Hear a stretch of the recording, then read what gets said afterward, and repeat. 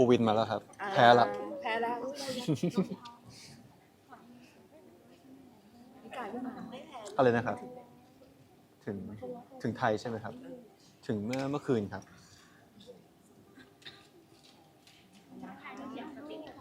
อะไรนะครับโอ้โห สวัสดีทุกคนสติชมาแล้วยินดีที่ได้เจอพี่สื่อทุกคนนะครับ อะไรมันโดนแกล้งมากกว่าตอนเนี้ย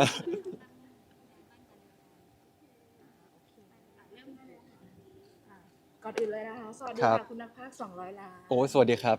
กำลังจะกำลังจะเป็นยังไง ครับ คุณสกายกับการที่แบบว่า ครับ ได้รับประสบความสำเร็จได้ ก็ดีใจมากๆครับที่ได้เป็นส่วนหนึ่งเล็กๆของภาพยนตร์ Live Action Lilo and Stitch นะครับก็ดีใจแทนพี่ๆดิสนีย์ทีมงานทุกคนนะครับที่แบบว่าคือทุกคนตั้งใจทำโปรเจกต์นี้มากแล้วก็รวมไปถึงทีมภาคภาษาไทยด้วยพี่ๆผู้กำกับโปรดิวเซอร์ทีมงานทีมซาวด์เอนทุกคนแบบว่าตั้งใจมากๆแล้วก็ดีใจมากๆที่มันออกมาสู่สายตาคนแล้วก็ชอบกันทุกคนครับ อันนี้คือการเป็นงานภาคครั้งแรกของสกายใช่ไหม ใช่ครับครั้งแรกในชีวิตเลยครับ ถ้าย้อนกลับไปมันตื่นเต้นขนาดไหน โอ้ตื่นเต้นมากแต่ผมว่าถ้าเทียบความตื่นเต้นกับกดดันน่าจะออกแนวกดดันมากกว่า ทำไมมันกดดันเรื่องอะไร ก็มันยากมากคือปกติเราเป็นนักแสดงเนาะแต่ว่าอันนี้คือเราใช้แค่เสียงมันไม่ได้ใช้แบบว่า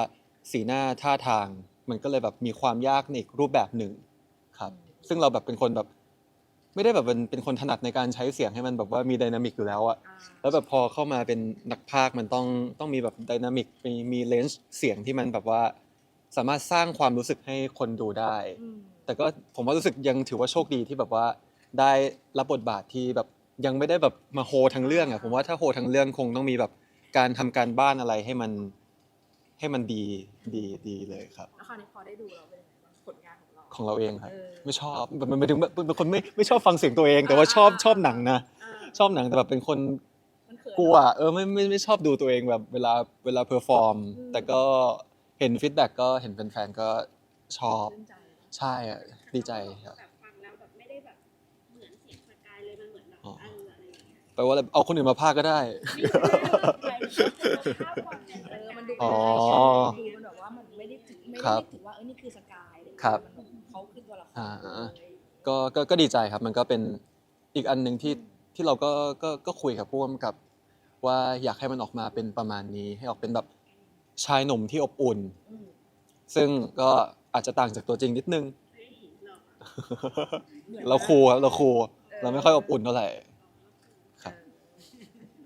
พูดถึงด้วยว่าวันนี้มีการดูกับแฟนๆด้วย ครับใช่ครับวันนี้ก็มี โซเอาด้วย ใช่ครับ SF Friends Screening ครับรอบ Live Action Lilo and Stitch ครับก็วันนี้มี2รอบที่จะเปิดให้ดูกับแฟนๆครับ เป็นไงบ้างโซเอาเลยนะครับขอบคุณมากครับที่ยังมาดูกันอยู่นะครับ ใช่ครับก็เดี๋ยวมาดูกันแล้วก็มาสนุกกับกิจกรรมกับสกายแล้วก็เดี๋ยวมีนานี้มาด้วยครับ คุณเตรียมตั้งรับการปะทะหรือยังกับแฟนๆในวันนี้ ไม่เตรียมครับเราเป็นตัวของตัวเองเสมออยู่แล้วครับ เออ อย่าแกล้งผมนะครับ เออ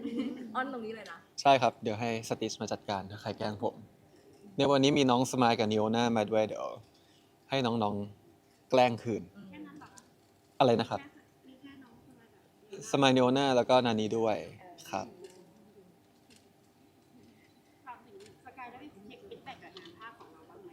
สำหรับแบบ ครับ ก็จริงๆก็เห็นเรื่อยๆครับเพราะว่าเหมือนเพจอะไรเพจหนังต่างๆ ก็เหมือนเขาไปดูเขาก็มารีวิวครับก็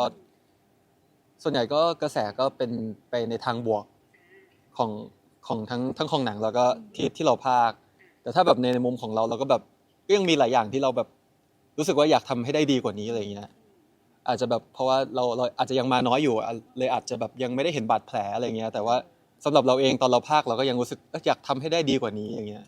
ซึ่งแบบเราก็จะเป็นอย่างนี้ทุกอย่างแหละรวมไปถึงการแสดงด้วยอย่างเงี้ยครับ ในครั้งหน้าลองใหม่อีกครั้งไหมถ้าแบบมีโอกาสติดต่อเข้ามา ถ้าได้รับโอกาสนะครับใช่ไหมครับ ช่วยด้วยว่าตอนนี้สกายมีความมั่นใจมากขึ้นไหมในงานด้านนี้ มั่นใจไหมเหรอผมว่าคือถ้าทำคนเดียวจะไม่มั่นใจเลยแต่ว่าถ้ามีพี่ๆทีมดิสนีย์ทีมทีมเบื้องหลังทุกคนมาช่วยก็คิดว่ามั่นใจครับ งานต่อไปมาได้เลยนะคะ ครับแต่มันก็จะแบบมีความยากนิดนึงแหละเพราะว่า เราแบบไม่ได้ทำการบ้านแบบหมายถึงว่ามันไม่สามารถดูเทปมาได้ก่อนแบบเข้าห้องอัดแล้วก็ต้องพากย์เสียงเลยมันก็จะมีความยากตรงนี้ มันมีการบิวอะไรเยอะในตอนสกาย ไม่ได้บิวอะไรเยอะเลยวันนั้นแบบเร็วมากเลยแบบชั่วโมงครึ่ง2 ชั่วโมงคือแบบเสร็จแล้วใช่ครับ สุดท้ายค่ะแฟนๆมาชวนแฟนๆมาดู ครับก็สัปดาห์ที่ 3 เข้าสู่สัปดาห์ที่ 3 นะครับกับ Lilo and Stitch ภาค Live Action ครับก็ยังครองอันดับ 1 อยู่นะครับสำหรับทั่วประเทศมุ่งหน้าทะยานสู่200 ล้านนะครับก็อยากจะเชิญทุกคนมาดูนะครับความสนุกของ Lilo แล้วก็ Stitch ด้วยนะครับความแสบความกวนนี่คือ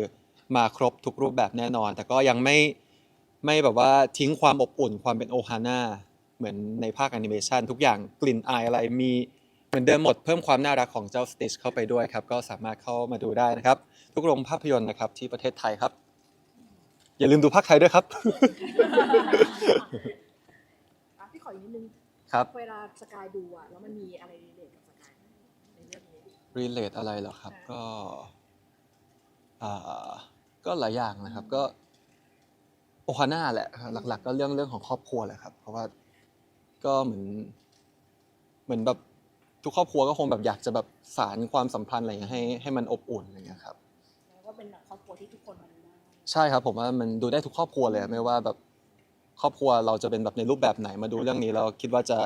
อิ่มเอมแล้วก็ได้อะไรกลับไปแน่นอนครับ เมื่อกี้พูดถึงลูกๆอ ครั ยา บ กคุยกับคุณสมหมายลูกชายของเราเป็นยังไงบ้าง อยากคุยเหมือนกัน น้องยังพูดไม่ได้ น้องยังพูดไม่ได้อะตอนนี้ ใช่ครับยังพูดไม่ได้ครั เขา บ จะมีโอกาสพูดได้ไหมคะ เดี๋ยวอาจจะต้องเข้าเนอร์เซอรี่จิม MTV ก่อน อ่า ครับ แล้วจะให้ลูกเรียกว่าอะไรเป็นคำแรกคะ โอ้เดี๋ยวขอกลับไปคิดแป๊บนึงนะเพราะคนอื่นก็ป้าๆไปแล้วเดี๋ยวเรา อ๋อเราต้องไม่เหมือนใคร ก็เหมือนได้แต่ว่าเดี๋ยวอาจจะหาคำเฉพาะนิดนึงให้เขาแบบมีคาแรคเตอร์ไงลูกเราต้องมีคาแรคเตอร์ลูกฉันต้องไม่น้อยหน้าใคร แล้วตอนนี้ในสายตาคุณป๊า ครับ เราเป็นยังไงบ้างน่ารักไหม ลูกเราน่ารักครับ อืม แต่ละแต่วันบางวันก็จะแบบถ้าเราไม่ไปให้ energy เขาก็จะแบบหมดแรงนิดนึง อืม ครับ เรา100%เลยไหม ไม่เหมือนครับ ลูกเราแบบเรียบร้อย อืม ใช่ครับ แต่ก็ต้องรอโตแหละก็เหมือนเราตอนเด็กแหละตอนแรกเขาก็เอ็นดูกันตอนนี้ก็เริ่มไม่มีใครเอ็นดูแล้ว ใช่แก่ตัวไปก็อย่างนี้แหละ สังขารมันไม่เที่ยงนะจ๊ะ ก็เหมือนเราเป็นลูกแฝดเลยนะเพราะว่ามีโอน่าด้วยใช่ไหม ครับใช่ครับ เป็นไงเวลาเขาอยู่ด้วยกันมันเหมือนสกายนาดีไหม ก็ผมว่ามีทั้งความเหมือนแล้วก็ความไม่เหมือนอะ ยังไง แต่แค่ผมว่ามันอาจจะแบบเหมือนตรงที่มันเป็นคาแรคเตอร์ที่เราอยากให้ลูกเราเป็นอย่างเงี้ยมันก็ออกมาตรงตามใจ แต่คือแค่ไม่คาดคิดว่าแบบจะมากลายมาเป็นมาสคอต คือเราก็แบบวาดแบบเป็นเหมือนเป็นตัวเขาเรียกว่าอะไรนะตัวการ์ตูนใช่แต่ไม่คิดว่าจะออกมาเป็นรูปเป็นร่างอย่างนี้เลยอะนี่คือเป็นสมายนิโอนาไลฟ์แอคชั่นนะฮะเผื่อมีใครสนใจซื้อไปสร้างหนังนะครับ เออ ดิสนีย์สนใจไหมครับ แล้วเราต้องเล่นคู่กันด้วยอย่างนี้ป่ะ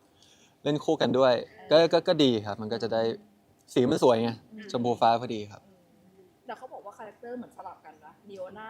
เหเหมือนผมเหรอ ใช่ ครับ แล้วสมหมายก็จะเป็นเหมือนนานี้นิ่งๆต่างๆ อุ้ยหน้ากล้องก็อย่างนี้แหละ หลังกล้องไม่ได้เป็นอย่างนั้นหรอก เอ้า เนี่ยเขาเป็นนักแสดงเด็กไงเขาก็แบบหน้ากล้องเขาก็อย่างหนึ่งหลังกล้องก็อย่างหนึ่ง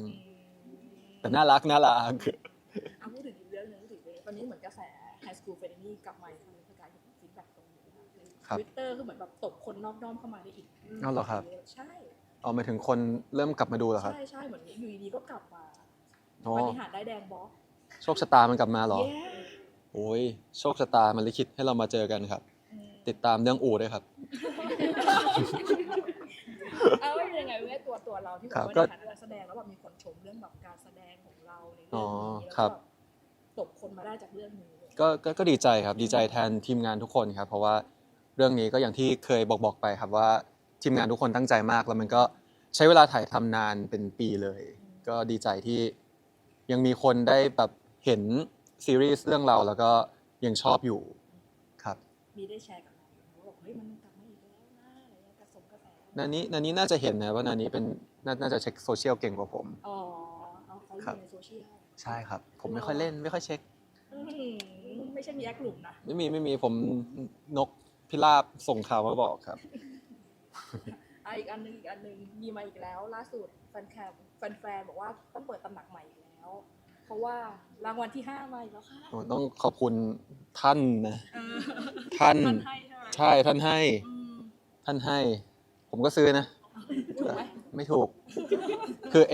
อ้เลขที่ออกอ่ะมันคือเลขที่แบบผมพูดออกมาแบบเพราะว่าจำเลข626ไม่ได้ คือสติชเป็นตัวทดลองหมายเลข